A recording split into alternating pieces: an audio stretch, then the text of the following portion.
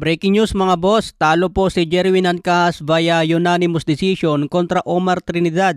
Hanggang 10 rounds nga po ang laban at umiskor ang mga judge ng 97-93. Sinasabi ng mga fans na dinaya raw si Jerwin Ancahas. Pero base po dito sa record mga boss, total punches 172 kay Omar Trinidad at 113 kay Jerwin Ancahas. Power punches landed 118 kay Trinidad, 62 lang kay Ancahas. Sa mga unang round, magandang pinakita ni Jerwin Ancahas dahil tumatama po siya ng solid. Pero napakatigas po ni Omar Trinidad.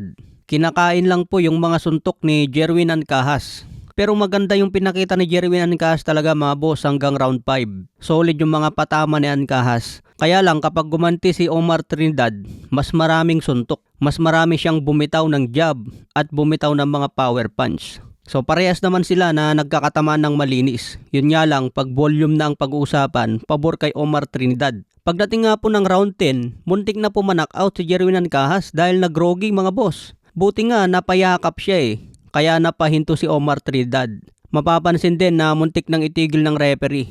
Pero matibay din talaga si Jerwin Ancahas mga boss, hindi siya bumigay. Tinanggap pa rin niya yung mga suntok ni Omar Trinidad. Kaya sa round 10, pinatunayan ni Omar Trinidad na sa kanya talaga ang panalo. Sa ngayon may bago na pong kartada si Omar Trinidad na 21 wins, 14 KOs, wala pa ring talo.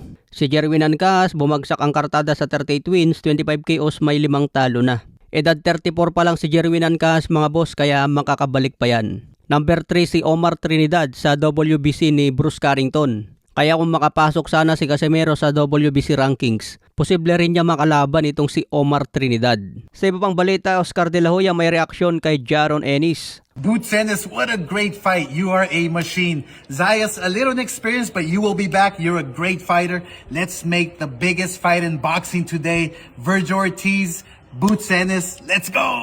Sa iba pang balita, BKB World Champion na si Rolando D. muling nagpaliwanag sa sitwasyon ni Eman Bacosa. Sabi niya hindi automatic na disqualification ng isang rabbit punch. Kung aksidente at isang beses lang nangyari, karaniwan ay warning lang. O minsan hindi na pinapansin kung hindi naman nasaktan ang boxer.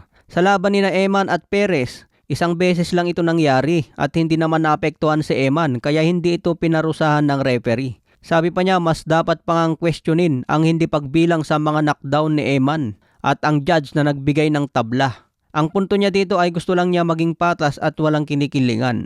Samantala paliwanag naman ng kampo ni Eman, nagsumbong sila sa GAB para daw hindi na maulit sa mga susunod na boxer dahil delikado. Pero sabi naman ng mga fans, kung sakaling nanalo daw si Eman Bacosa, siguradong walang reklamo ang kampo niya sa GAB. Samantala nagpost nga po ang B is Still Boxing. Sabi niya, the stage is set.